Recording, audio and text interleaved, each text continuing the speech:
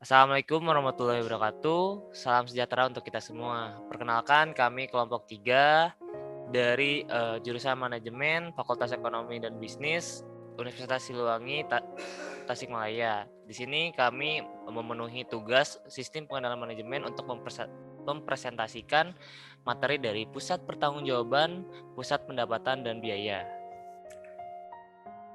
Selanjutnya, kelompok 3 terdiri dari Fajar Jali Sabana, Genadi Amiharja, saya sendiri, yang ketiga Bima Salis Ailul Kamal, yang keempat Anis Arisandi, yang kelima Nida Nadila. Materi yang akan kami bawakan pada kesempatan kali ini yaitu Pusat Pertanggungjawaban, Pusat Pendapatan Biaya, yang kedua karakteristik Pusat Pertanggungjawaban, yang ketiga pengertian istilah efisiensi dan efektivitas, yang keempat Pusat Administrasi dan Pendukung, dan yang terakhir Pusat Penelitian dan Pengembangan. Langsung saja untuk materi pertama akan disampaikan oleh Saudara Anis Arisandi. Kepadanya dipersilakan. Oke, nama saya Anis Arisandi. Saya akan menjelaskan tentang Pusat Tanggung Jawab atau Pusat Pendapatan dan Biaya. Pusat Tanggung Jawab. Pusat Tanggung Jawab merupakan organisasi yang dipimpin oleh seorang manajer yang bertanggung jawab terhadap aktivitas yang dilakukan pada hierarki atau tingkatan departemen atau divisi yang ada pada suatu organisasi atau suatu perusahaan. Pada tingkatan terendah adalah pusat untuk seksi-seksi, pergeseran kerja atau worksheet, dan unit organisasi kecil lainnya. Dari sudut pandang manajer, senior, dan dewan direksi, perusahaan secara keseluruhan merupakan pusat tanggung jawab yang biasanya istilah ini berkenaan dengan unit-unit dalam perusahaan. Pusat tanggung jawab muncul guna mewujudkan satu atau lebih tujuan yang disebut dengan cita-cita. Perusahaan memiliki cita-cita masing-masing dan manajemen senior menentukan strategi untuk mencapai cita-cita tersebut. Fungsi dari pusat tanggung jawab adalah untuk mengimplementasikan strategi untuk mencapai cita-cita perusahaan atau organisasi. Berikut ada 5 jenis pusat tanggung jawab adalah sebagai berikut. Untuk yang pertama, ada pusat pendapatan yang merupakan unit pemasaran yang tidak memiliki wewenang untuk menentukan harga jual dan tidak bertanggung jawab atas harga pokok penjualan dari barang-barang yang mereka pasarkan. Yang kedua adalah pusat biaya. Pusat biaya adalah pusat pertanggungjawaban yang inputnya diukur dalam satuan moneter, tetapi outputnya tidak. Terdapat 2 pusat biaya, yaitu pusat biaya teknik dan pusat biaya kebijakan. Pusat biaya teknik yang diantaranya adalah biaya yang dapat diukur secara langsung, misalnya biaya bahan baku, biaya suku cadang, dan biaya tenaga kerja. Sedangkan pusat kebijakan adalah biaya yang tidak dapat diukur secara langsung atau tidak dapat ditentukan dan tidak dapat diukur dalam satuan karena dikaitkan dengan kebijakan manajemen. Selanjutnya adalah pusat laba atau pusat administrasi dan pendukung. Bertugas untuk memberikan jasa pada pusat pertanggungjawaban yang lain. Selanjutnya adalah pusat penelitian dan pengembangan. Bertujuan untuk menilai efektivitas kegiatan penelitian. Yang terakhir atau yang kelima adalah pusat pemasaran. Kegiatan yang dilakukan oleh pusat pemasaran adalah yang pertama, aktivitas logistik untuk menyampaikan produk dari perusahaan ke pelanggan serta menagih pembayaran pelanggan. Kegiatan ini meliputi transportasi, penyimpanan, pengiriman, dan pembuatan faktur dan penagihan. Yang kedua, aktivitas pemasaran adalah untuk memasarkan produk dari perusahaan ke pelanggan dengan melakukan promosi agar produk yang dipasarkan diketahui oleh pelanggan secara luas. Adapun Kegiatan pemasaran ini meliputi pengujian pasar, pelatihan, dan supervisor tenaga pemasaran, serta promosi penjualan. Sekian materi dari saya, dikembalikan kepada Saudara Moderator Genandi. Oke, baik. Terima kasih kepada Saudara Anissa Resandi atas pemaparannya. Selanjutnya kita kembali lagi ke content of the report. Materi kedua tentang karakteristik pusat pertanggungjawaban akan dijelaskan sendiri oleh saya. Karakteristik pusat pertanggungjawaban di dalamnya ini ada 5 poin. Yang pertama itu dibentuk untuk mencapai tujuan yang telah ditetapkan oleh manajemen puncak. Yang kedua, tujuan tersebut adalah membantu mengimplementasikan rencana strategi manajemen puncak. Yang ketiga, setiap pusat pertanggungjawaban menggunakan suatu input tertentu yang di dalamnya ada bahan baku, tenaga kerja, dan jasa lainnya untuk menghasilkan sebuah output. Yang keempat, dalam proses pengerjaannya diperlukan juga model kerja, yaitu persediaan, piutang, peralatan, dan aset lainnya. Yang kelima, pusat pertanggungjawaban menghasilkan output yang dapat berupa barang atau jasa. Dari 5 poin tersebut dapat diambil kejelasan, yaitu pusat pertanggungjawaban melakukan kegiatan untuk mencapai satu atau lebih tujuan yang kita sebut objektif ya. Organisasi secara keseluruhan mempunyai goals dan manajer senior itu menetapkan strategi untuk mencapai goals-nya. Objektif berbagai pusat pertanggungjawaban dalam suatu organisasi membantu implementasikan strategi. Karena organisasi merupakan sekumpulan pusat pertanggungjawaban, maka apabila setiap pusat pertanggungjawaban mencapai objektifnya atau goals-nya, kemudian hal tersebut akan tercapai dengan baik. Kalau kita secara singkat, kita ambil sumber daya yang digunakan, itu diolah kembali dalam sebuah kegiatan, kemudian menghasilkan sebuah output, baik barang dan jasa, seperti itu. Sekian materi yang dapat saya sampaikan. Selanjutnya, kita kembali lagi ke content of the report. Di sini, pengertian istilah efisiensi dan efektivitas akan dijelaskan oleh Saudari Nida Nadila. Kepadanya dipersilakan. Baik, terima kasih kepada moderator. Pengertian istilah efisiensi dan efektivitas. Pengertian efektif adalah cara mencapai suatu tujuan dengan pemilihan cara yang benar dan beberapa alternatif. Kemudian mengimplementasikan pekerjaan dengan tepat dengan waktu yang cepat. Sedangkan efisien adalah cara untuk mencapai suatu tujuan dengan penggunaan sumber daya yang minimal namun hasil maksimal. Sumber daya diolah dengan bijak dan hemat sehingga uang, waktu, dan tenaga tidak banyak terbuang. Efektivitas adalah melakukan tugas yang benar, sedangkan efisien adalah melakukan tugas dengan benar. Penyelesaian yang efektif belum tentu efisien, begitu juga sebaliknya.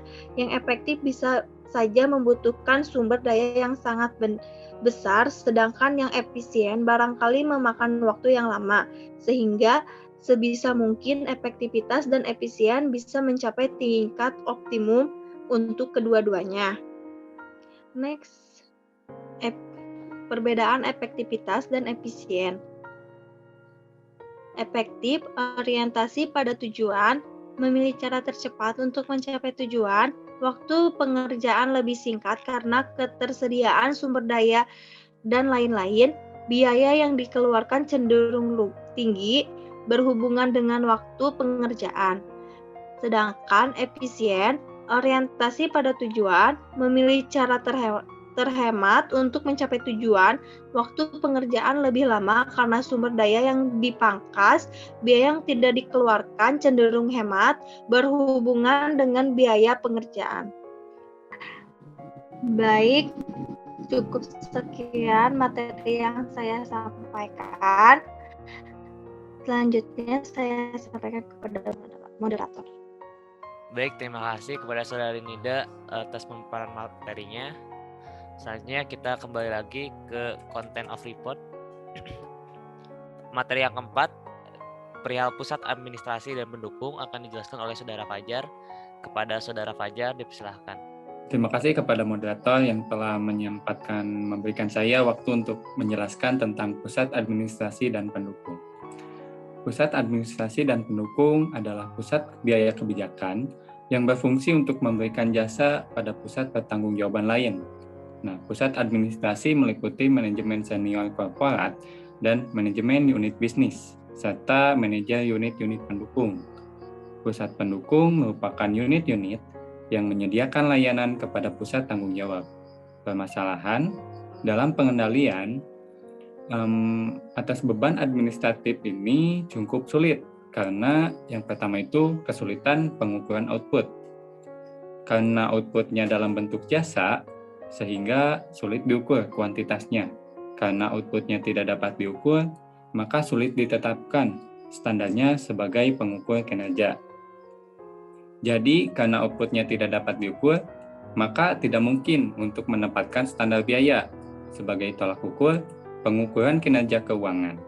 Dengan demikian, varians anggaran tidak dapat diinterpretasikan sebagai gambaran dan kinerja yang efisien dan tidak efisien.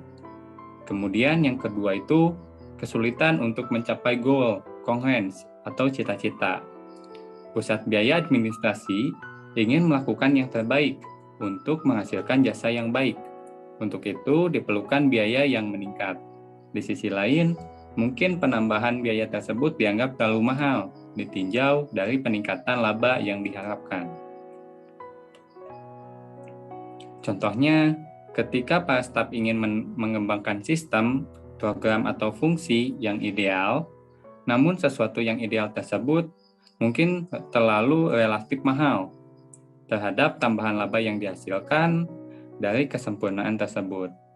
Jadi, dalam hal ini, dengan tidak adanya keselarasan, cita-cita antar manajer dan staf di suatu organisasi akan mengakibatkan terabaikannya kesejahteraan perusahaan.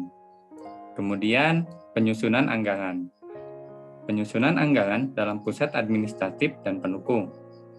Anggaran yang diajukan untuk pusat administratif dan pusat pendukung biasanya terdiri dari pos-pos beban dengan usulan anggaran dibandingkan dengan seluruh beban aktual pada tahun berjalan. Usulan anggaran dari pusat administratif terdiri dari komponen-komponen. Yang pertama itu biaya minimal yang harus ada. Yang kedua, biaya kebijakan sesuai dengan tujuan yang telah ditetapkan. Dan yang ketiga, penjelasan apabila terjadi peningkatan biaya. Baik, mungkin itu saja yang dapat saya sampaikan. Saya kembalikan ke moderator. Oke, baik. Terima kasih Saudara Fajar atas pemaparan materinya. Kemudian kita kembali lagi ke content of report. Selanjutnya, materi terakhir, perihal Pusat Penelitian dan Pengembangan akan disampaikan oleh Saudara Bima Salis. Kepadanya kami persilakan. Oke, terima kasih kepada Genandi Amiharja telah memberikan kesempatan kepada saya. Selanjutnya adalah Pusat Penelitian dan Pengembangan. Pusat Penelitian dan Pengembangan atau Research and Development Center adalah suatu unit perusahaan yang mempunyai tugas dan tanggung jawab untuk melakukan penelitian dan pengembangan produk-produk baru, proses baru, dan paten. Di sini ada permasalahan dan pengendalian. Pengendalian terhadap pusat penelitian dan pengembangan akan menyajikan kesulitan tersendiri. Terutama kesulitan yang terjadi dalam pusat pengendalian dan pengembangan adalah sebagai berikut. Yang pertama adalah kesulitan dalam menghubungkan hasil yang diperoleh dengan input. Yang kedua adalah tidak adanya keselarasan cita-cita. Yang ketiga adalah rangkaian kesatuan penelitian dan pengembangan. Selanjutnya ada program Litbang. Tidak ada cara ilmiah untuk menentukan skala optimum dari anggaran Litbang. Perusahaan sekedar menggunakan persentase dari penghasilan rata-rata sebagai dasar, angka rata-rata, dan bukannya persentase dari pendapatan tertentu di tahun tertentu, karena skala operasi Litbang tidak seharusnya dipengaruhi oleh pergerakan pendapatan jangka pendek. Yang selanjutnya adalah anggaran tahunan. Jika suatu perusahaan telah memutuskan suatu program Litbang berjangka panjang dan telah menjalankan program ini dengan sistem persetujuan proyek, maka upaya untuk menyusun anggaran Litbang per tahun akan menjadi persoalan yang sederhana. Dengan melibatkan kalendarisasi atas pengeluaran yang diperkirakan selama periode anggaran. Jika anggaran disusun sesuai dengan rencana strategis perusahaan sebagaimana seharusnya, maka persetujuan atas proyek merupakan suatu yang rutin semata-mata membantu dalam perencanaan kas dan pegawai. Selanjutnya adalah pengukuran kinerja. Di banyak perusahaan, manajemen menerima dua jenis laporan mengenai kegiatan-kegiatan Litbang. Jenis laporan yang pertama membandingkan prediksi terakhir mengenai total biaya dengan jumlah yang disetujui untuk masing-masing proyek. Jenis laporan yang kedua terdiri dari perbandingan antara pengeluaran yang dianggarkan dengan pengeluaran aktual di masing-masing pusat tanggung jawab. Sekian, saya kembalikan kepada Genandi Amiharja. Terima kasih atas pemaparannya dari Saudara Bima Salis.